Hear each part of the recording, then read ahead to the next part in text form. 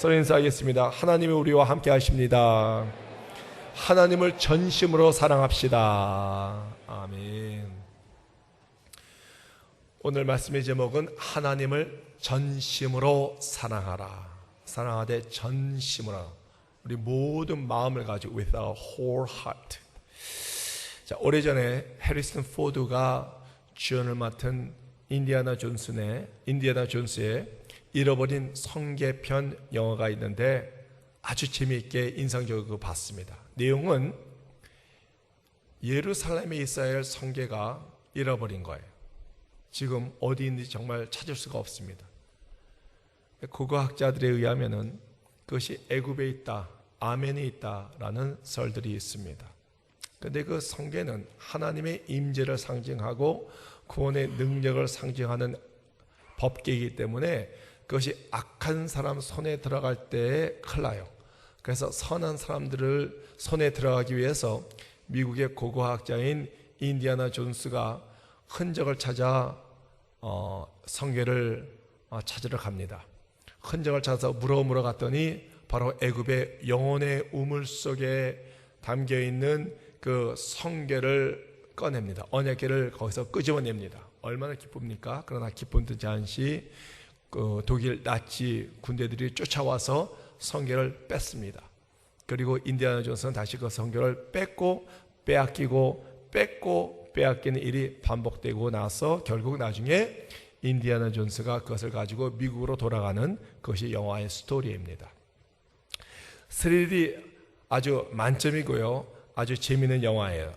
혹시 여러분 보지 못했던가, 아니면 너무나 오래돼서 잃어버린 사람을 위해서 마지막 편을 2분짜리를 편집했는데 한번 보겠습니다. 자, 독일 나치 군인들이 성계를 뺏어서 성계를 열려고 합니다. 저것이 바로 성계의 모습입니다. 위에 두 천사가 있죠. 그래서 구루라고 얘기를 합니다. 인디아나 존스는 저렇게 붙잡혀 있습니다. 이제 독일 군인이 제사장 옷을 입고 주문을 외웁니다. 무엇이 나타날지 카메라를 찍고 군인들이 긴장하며 기다리고 있고요. 주문이 끝났습니다. 이제 성계의 뚜껑을 들여 열게 됩니다. 자, 그 안에 무엇이 있을까요? 사람들이 다 궁금했습니다. 거기서 자욱한 연기가 나오고 어떤 에너지, 힘 같은 것이 솟아나고 있습니다.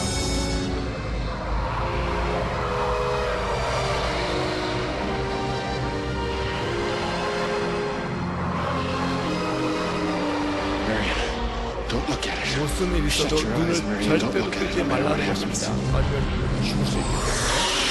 자, 저기서 어떤 기운이 돌아다닙니다. 저것이 무엇이고요? 저것은 바로 죽음의 영입니다. 성계를 함부로 닫았기 때문에 죽음의 영이 나와서 우리를 잡아가는 거예요.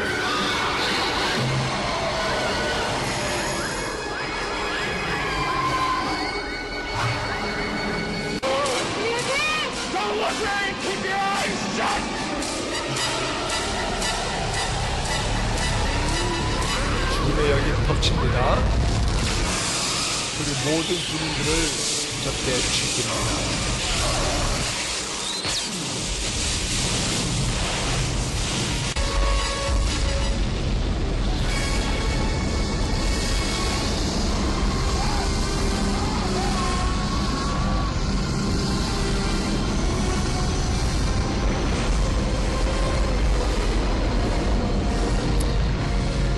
모든 것이 하루도 치솟고 다시 그 뚜껑 덮개가 올라갔다가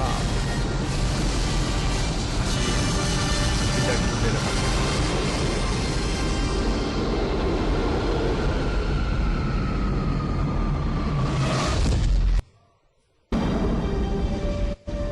저게 끝입니다.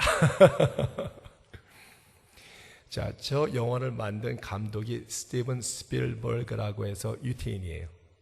유태인 미국계. 근데 저 영화를 만들면서 하나 실수한 게 있습니다.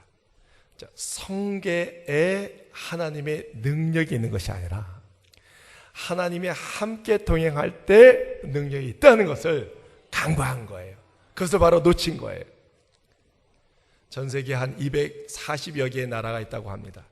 근데 각 나라별로 자기 나라가 가장 귀하고 중심이다라고 주장하는 나라들이 몇 개 있습니다. 첫 번째로 미국이겠죠. 미국은 세계에서 가장 부유한 나라예요. GDP도 가장 높고요. 정말 선진국 중에 선진국이라고 우리가 볼 수가 있습니다. 또 군사력도요, 세계 최강입니다. 며칠 전에 이 제럴드 포드 항공모함이 취역식이 있었는데 그것이 핵으로 에너지를 공급받아서 움직이는데 한 번 연료를 공급받으면 20년 동안 공급받지 않고 움직일 수가 있는 거고 10만 톤, 무게가 10만 톤이고 그 안에 들어가는 모든 자산이 48조 원 된다고 합니다. 48조 원. 웬만한 한 나라의 군사력과 맞먹는 그런 항공모함이 미국에는 한 11개, 12개 정도가 있습니다. 정말 세계 최강의 군사력을 자랑하고 있습니다. 또 중국은 자기네들이 세계 인구가 제일 많고 13억 명이고 그리고 아주 오래전부터 세계 문화의 중심, 그래서 그 나라 이름이 중국, 가운데 중자, 중국, 중국이에요. 그래서 그 자기네 나라가 세계 중심을 하고 주장을 하고 있습니다.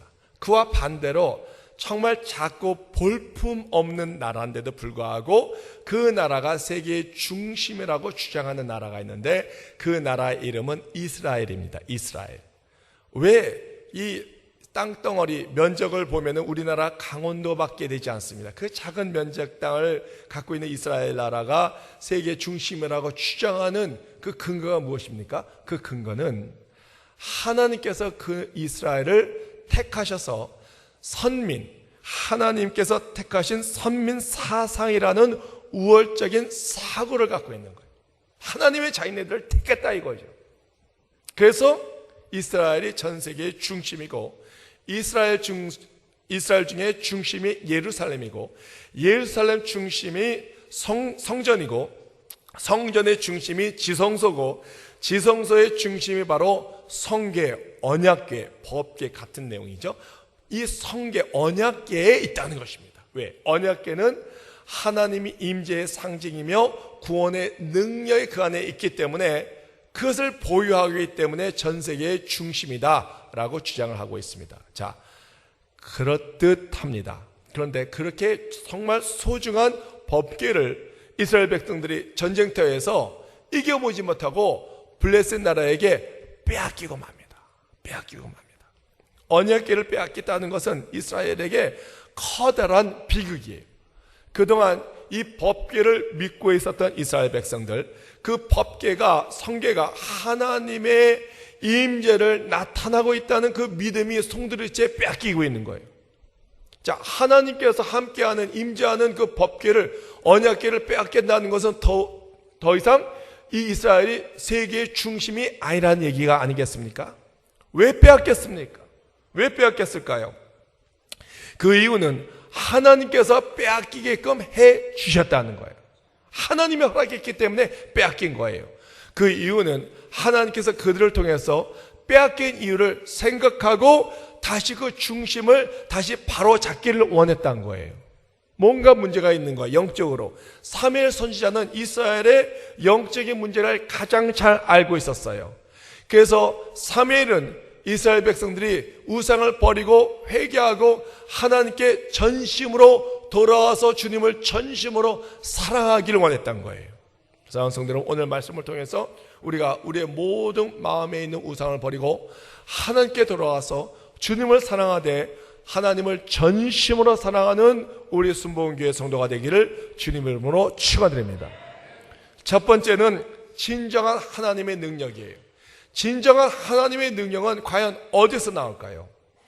이스라엘 백성이 블레셋 나라와 전쟁하기에는 쉽지 않았습니다. 그들은 전쟁에 아주 뛰어난 용사들이 많았습니다. 거인들도 상당히 많았고요.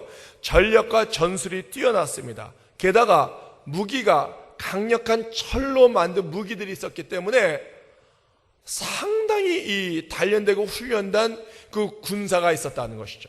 자, 첫 번째 전쟁에서 이스라엘이 물론 패했습니다. 그래서 4,000명이라는 군사가 다 죽은 거예요. 군인들이 4,000명이 다 죽은 거예요.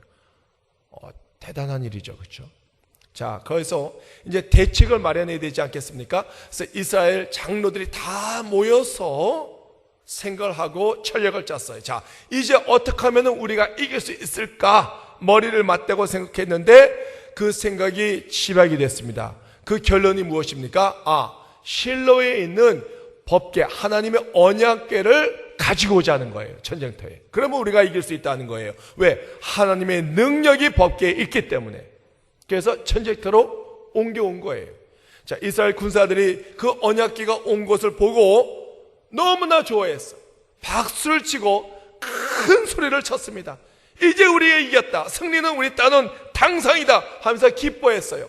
소리를 얼마나 크게 질렀는지 땅이 흔들리고 땅이 진동이 있었다라고 오늘 성경에 기록되어 있습니다. 반면에 블레셋 이 군사들도 그 언약궤가 온 것을 보고 벌벌 떨었어요.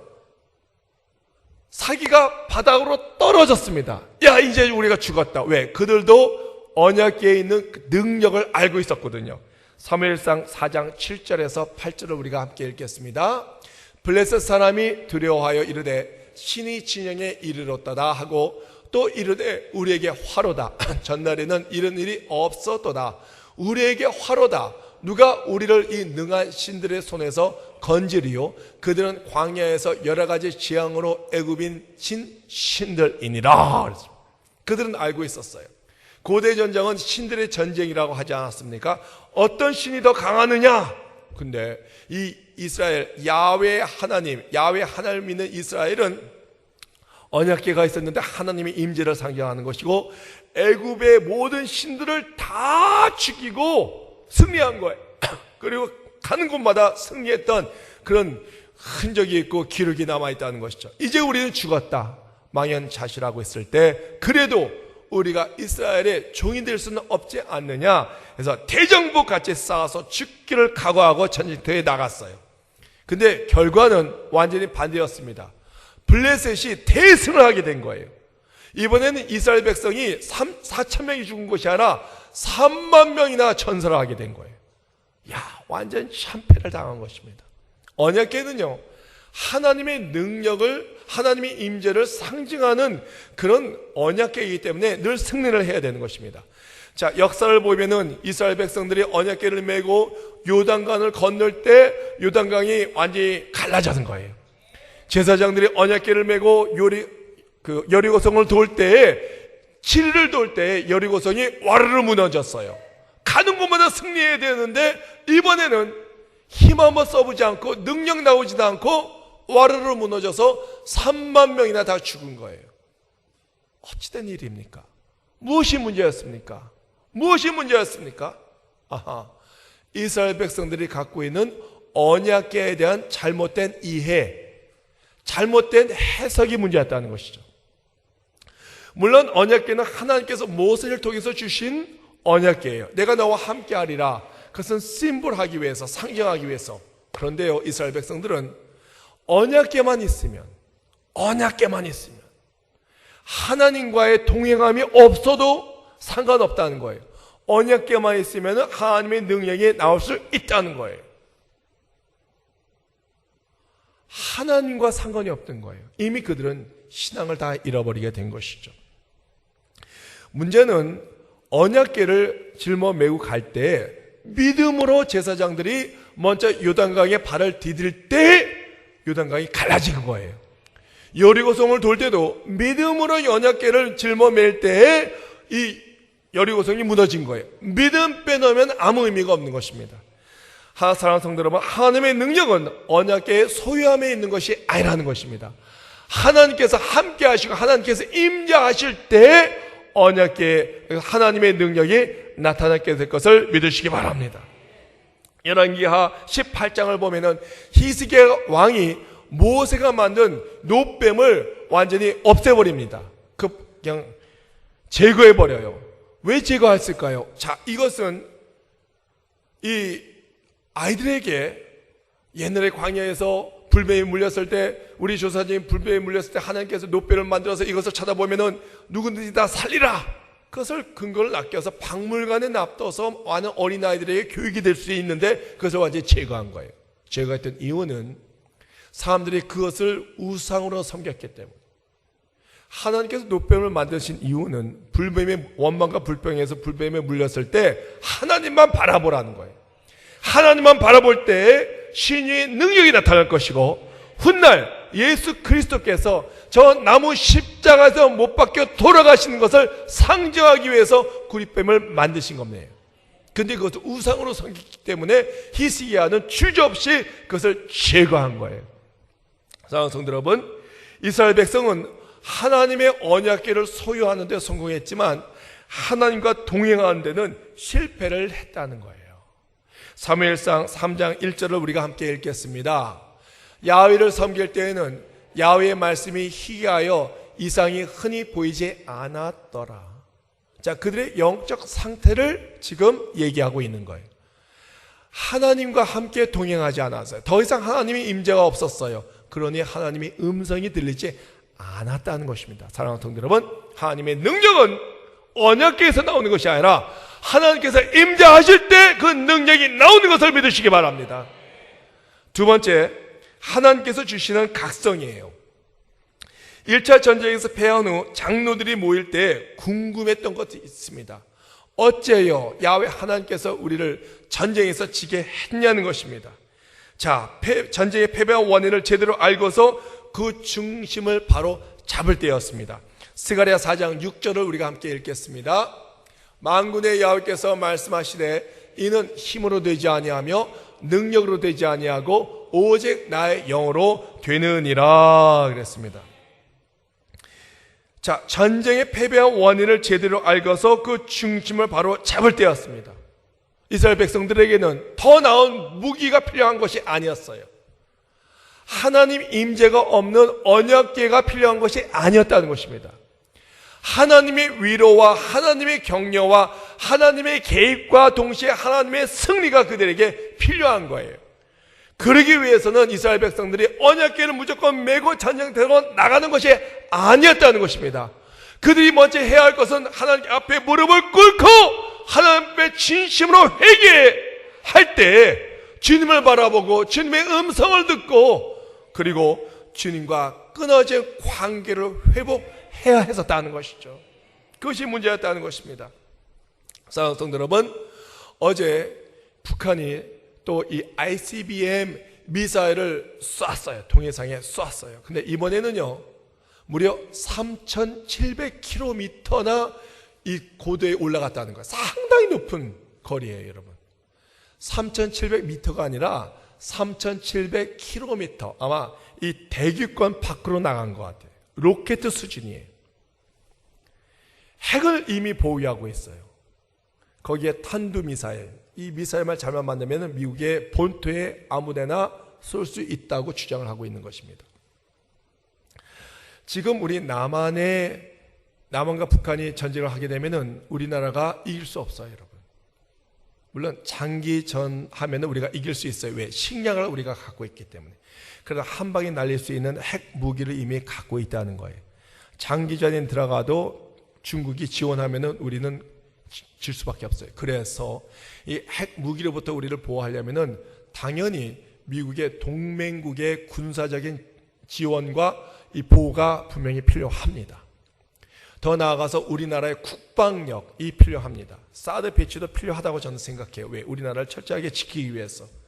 그러나 이런 것들이 다 중요하지만 가장 중요한 것은 하나님의 임재와 보호하심이 아니겠습니까? 하나님이 지켜주지 아니하면 안 되는 거예요. 우리나라가 지금 필요한 것은 어떤 미국의 지원과 보호와 또 사드 배치 다 중요하지만 가장 중요한 것은 5만 개의 교회와 1200명의 크리스천들이 외형적인 신앙을 벗어버리고 우상을 벗어버리고 진심으로 하나님과 끼어진 그 관계를 회복하기 위해서 무릎 꿇고 회개하며 기도할 때입니다, 여러분. 정말 나라와 민족을 여러분 위해서 기도하세요. 지금 우리는 이미 전쟁에 대한 무감각이에요, 무감각. 외국에서는 전쟁이 당장 터져 나간다고 얘기하는데 우리는 아무렇지도 않기요 그렇게 살고 있는 거예요. 전쟁이 터져 나야지만 여러분 우리가 깨달을 수가 있겠습니까? 안 되지 않습니까?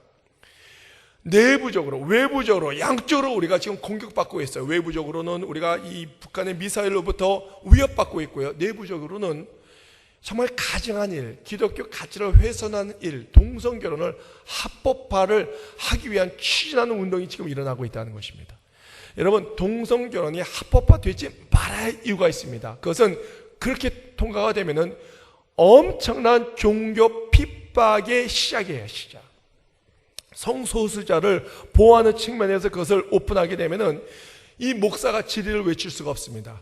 동성결혼을 주례를 쓰지 않으면은 이 목사는요 감옥에 들어가요. 미국 같은 경우는 하루에 1,000만 원, 10,000불 벌금을 내야 돼요. 언제까지?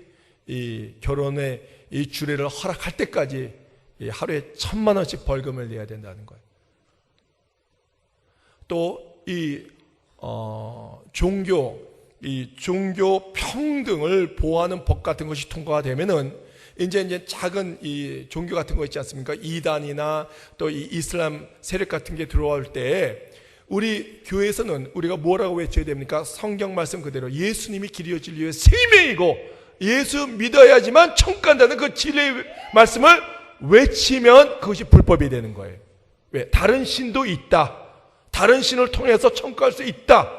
그런 것이 합법화가 되면요 목사가 진리를 외칠 수가 없고 우리 크리스천들에게는 엄청난 핍박이 오게 되는 것입니다. 이것을 우리가 목숨 걸고 막아야 됩니다. 안팎으로 들어오는 이런 공격 우리가 예수 이름으로 승리를 해야 될 것을 믿습니다. 세 번째, 하나님께 전심으로 돌아오기라는 것입니다. 사무엘은 이러한 이스라엘 문제를 잘 알고 있었습니다. 그런 이스라엘 백성들에게 이렇게 외칩니다. 사무엘상 7장 3절을 우리가 읽겠습니다. 사무엘이 이스라엘 온 족속에게 말하여 이르되 만일 너희가 전심으로 야훼께 돌아오려거든 이방 신들과 아스타롯을 너희 중에서 제거하고 너희 마음을 야훼께로 향하여 그만을 섬기라. 그리하면 너희를 블레셋 사람 손에서 건져내시리라 그랬습니다. 사무엘은요 이스라엘 백성이 블레셋으로부터 보호받기 위해서 건전을 받기 위해서 방법을 정확히 알고 있었어요. 그것은 하나님을 떠나버리는 그 신앙을 다시 회복하여 주님께 돌아오라는 것입니다. 하나님을 전심으로 사랑하라는 것입니다. 먼저 해야 할 조건이 있습니다. 그것은 우상을 버리라. 우상을 버리라. 이스라엘 백성들은 광야에 있을 때 오직 하나님만 바라봤어요. 가나안 땅에 들어갔더니 거기 많은 우상들이 있었어요. 많은 잡신들이 있었습니다. 거기는 풍요를 갖다 주는 신, 비를 내리는 신 등등등등 바알신, 아스타롯신 그런 우상들을 섬기기 시작했고 하나님의 법궤가 그거와 같은 선상에 놓여 있었기 때문에 하나님의 언약궤가 그 위상이 바닥으로 떨어진 것입니다. 그들의 문제는 하나님을 버리지 않았다는 것입니다. 하나님을 사랑했다는 것입니다. 그러나 우상도 섬기며 사랑했다는 것입니다. 무엇이 문제였을까요? 어떤 남자가 여자와 만나서 결혼했습니다. 그리고 그 남편은 아내를 정말 무지막지하게 사랑했습니다. 그런데 바로 옆집에 있는 여자도 무지막지하게 사랑한 거예요. 무엇이 문제예요? 아내를 사랑하는 것이 문제가 아니라 아내도 사랑하면서 다른 여자도 사랑하는 것이 문제가 아니겠습니까? 이스라엘 백성의 문제가 무엇이었습니까? 하나님을 사랑하는 것 문제가 아니었습니다. 하나님을 사랑하되 다른 것도 사랑했다는 거예요. 물질과 권력과 부귀 영원을 갖다 주는 우상을 사랑하며 섬기는 게 문제였다는 것입니다. 어느 날 목사님이 길을 가고 있는데 어떤 소년이 새장 안에 있는 새를 괴롭히고 있었습니다. 이것이 새장이에요. 예쁘게 만든 새장이 있습니다. 자, 여기에 새가 있는데 새가 예쁘게 날고 있었습니다. 근데요, 이 소년이 우리 안에 넣어서 새를 붙잡고 괴롭히는 거예요. 때리고 발로 짓밟고 침을 뱉고 상당히 못 살게 구르는 거예요. 그래서 목사님이 그 소년에게 물어봤습니다. 너 이 새 어떻게 하려고 하니? 이 새요 너무나 미워요. 때리고요, 침을 뱉고요, 돌로 던질 것이고요, 발로 짓밟을 거예요. 그리고 어떻게 하려고 그래? 그리고 귀찮고 또 심심하면 죽여버릴 거예요. 그렇게 얘기하는 거예요. 야, 그 소년 안에 어떤 사랑과 긍휼과 자비가 전혀 없었습니다. 분노가 있었습니다. 그래서 그 목사님이 어차피 너 그 새 죽이려면은 나한테 파렴, 나한테 팔아라. 얼마면 되겠니? 소년이 목사님을 바라보면서 100만 원이요 그랬대요. 농담 삼아. 왜? 100만 원 치고는, 새 치고는 100만 원이 너무나 비싸기 때문에. 목사님이 주저하지 않고 100만 원을 주고 그 새를 샀습니다. 그리고 주일날 이렇게 강대상에 서서 성도들 앞에서 말씀을 전합니다. 여기에 새 장이 있습니다. 그리고 이 안에 새가 있습니다. 그러나 이 새가 여러분이라고 생각하면 어떻겠습니까? 우리 인간을 저주하고 사망으로 끌고 간 마귀가 있습니다. 여러분을 붙잡아서 새 장 안에 집어넣고 때리고 침을 뱉고 욕을 하고 발기치를 차고 있습니다. 이때 하나님이 나타나셔서 마귀에게 말씀하십니다. 마귀야, 너 이 안에 있는 인간을 어떻게 하려고 하니? 인간이요, 때릴 거예요. 못 살게 할 거예요. 핍박할 거예요. 발로 밟을 거예요. 그리고 인간 마음에 미움과 분노와 시기와 싸움하는 것을 가리키고 실천하게 할 거예요. 그리고 심심하고 귀찮으면 죽여버릴 거예요. 하나님께서 말씀하십니다. 어차피 죽이려면 나한테 파렴, 나한테 팔라고 말씀하십니다. 이때 마귀가 얘기합니다. 아니 하나님, 이 인간이 아무 쓸모없는데 뭐하러 사시려고 합니까? 이 인간은 하나님의 사랑을 모릅니다. 늘 하나님께 원망과 불평하지 않습니까? 많은 은혜를 주셨는데 불구하고 그 은혜를 모르고 살지 않지 않습니까? 게다가 하나님의 독생자 예수 그리스도에게 침을 뱉고 돌을 던지고 욕을 하고 십자가에 매달려 죽이지 않았습니까? 이런 쓸모없는 인간이 왜 필요하십니까? 하나님이 말씀하십니다. 그래도 내가 필요하다. 나한테 파렴. 얼마면 되겠니? 자, 이 사탄 마귀가 하나님께 얼마를 달라고 했을까요? 마귀가 얘기합니다. 나에게는 돈이 필요 없습니다. 정인간을 원하시면 하나님의 눈물과 피를 쏟으세요. 눈물과 피를 나에게 주세요 라고 얘기를 했습니다. 눈물과 피. 하나님은 주저하지 않고 눈물과 피를 내주었습니다. 성육신에서 이 땅에 내려오셨습니다. 그리고 눈물을 흘리셨습니다. 십자가에서 피를 흘리시고 우리를 마귀에서 건지시기 위해서 온 몸과 마음을 바치셨어요. 이것이 그리스도의 복음이에요. 이것이 복음이라는 것입니다. 여러분, 복음이 무엇입니까? 복된 소식이 무엇입니까? 복음은 영어로 가스펠. 가스펠은 무엇일까요? 가스펠은 합성어예요. God, 하나님, 스펠. 여러분 스펠링 아시죠? 똑똑히 말하다. 하나님의 일을 똑똑히 말하다. 그것이 복음이에요. 복음을 똑똑히 말을 해야 되는 것입니다.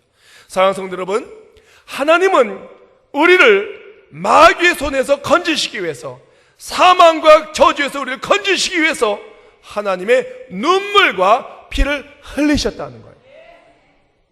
모든 걸 버리셨어요. 몸과 마음을 버리셨어요. 포기하셨어요. 목숨을 바치셨다는 것입니다. 왠지 아십니까? 우리를 사랑하시되 전심으로 사랑하시기 때문에.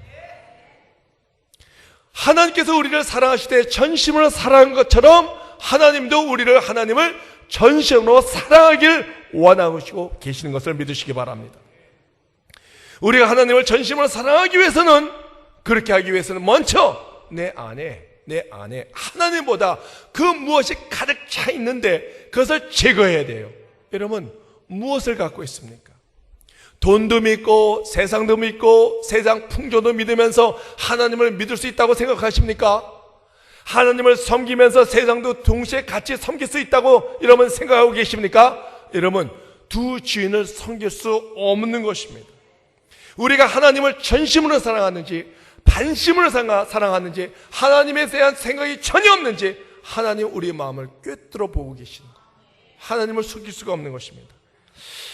우리의 마음이 다른 것에 빼앗기고 있다면 여러분 그것이 무엇입니까? 오늘 우리가 예배 가운데 여러분의 생각은 어디 있습니까? 하나님께 가 있습니까? 아니면 여러분 사업체에 가 있습니까? 집에 가 있습니까? 어디에 있습니까? 그것을 내려놓아야 될 것을 믿습니다. 하나님을 의지 않고 다른 것을 의지한다는 것은 마치 이스라엘 백성들이 믿음 없이 하나님의 임재 없이 언약궤를 메고 다니는 것과 다를 바가 없다는 것입니다. 말씀을 정리하겠습니다. 신명기 6장 5절을 우리가 함께 읽겠습니다. 너는 마음을 다하고 뜻을 다하고 힘을 다하여 내 하나님 야훼를 사랑하라. 이것은 쉐마예요. 하나님께서 이스라엘 백성들에게 주신 쉐마, 가장 중요한 말씀. 쉐마가 무엇입니까? 히브리어로 들으라. 무엇을 들어요? 너는 하나님을 사랑하되 건성으로 사랑하는 것이 아니라 내 마음을 다하여 뜻을 다하여 온 힘을 다하여 전심으로 하나님을 사랑하라는 것입니다. 여러분, 하나님의 구원의 능력이 언약궤에 있는 것이 아닙니다. 하나님의 구원의 능력이 외형적인 교회에 있는 것이 아닙니다. 하나님의 구원의 능력이 외형적인 신앙을 오래 간직하고 있다고 나타나는 것이 아니에요. 여러분, 하나님을 전심으로 사랑하고 하나님과 동행할 때, 하나님의 임재가 우리와 함께 했을 때 그 구원의 능력이 임할 것을 믿으시기 바랍니다. 주님을 사랑하시기 바랍니다. 주님을 건성으로 사랑하는 것이 아니라 내 마음을 다하여 뜻을 다하여 힘을 다하여 하나님을 전심으로 사랑할 때 하나님의 구원의 능력이 우리에게 임할 것을 믿습니다. 하나님의 평강이 우리에게 임하게 될 것을 믿습니다. 하나님의 은혜와 축복과 능력이 우리 모두에게 임할 것을 믿으시기 바랍니다. 기도하겠습니다. 하나님 아버지 감사합니다. 주님께서는 우리를 살리시기 위해서, 마귀에서 건지시기 위해서 눈물과 피를 흘리셨습니다. 예수 그리스도의 온 몸과 마음을 바쳐서 우리를 건져주셨습니다. 예수 그리스도의 사랑을 우리에게 보여주셨습니다. 사랑하시되 반쪽만 사랑하는 것이 아니라 온 마음을 다하여 전심으로 사랑했습니다. 예수 그리스도의 마음을 다하고 뜻을 다하여 힘을 다하여 우리를 사랑하셨습니다. 이제 주님께서 우리에게 말씀하십니다. 신명기 6장 5절 쉐마의 말씀을 주십니다. 너는 마음을 다하고 뜻을 다하여 힘을 다하여 내 하나님 야훼를 사랑하라. 주님께서 말씀하십니다. 오늘 시간 우리의 마음은 무엇으로 꽉 차 있습니까? 무엇으로 가득 차 있습니까? 세상적인 것입니까? 하나님입니까? 아니면 전심이 아닌 반심입니까? 구원의 능력은 하나님 외형적인 신앙이 아닙니다. 주님을 전심으로 사랑할 때 구원의 능력과 하나님 평강과 신의의 역사와 은혜와 사랑과 축복이 임하게 될 것을 믿습니다. 오늘 이 시간 우리가 기도할 때 하나님 아버지, 이제 우리의 모든 우상을 제거하고 오직 주님만 바라보게 하여 주시옵소서. 예수 그리스도만 바라보게 하여 주시옵소서. 믿음의 주에 온전케 하시는 예수 그리스도를 바라볼 때 놀라운 구원의 역사가 임하게 하여 주시옵소서. 예수님 이름으로 기도드리옵나이다. 아멘.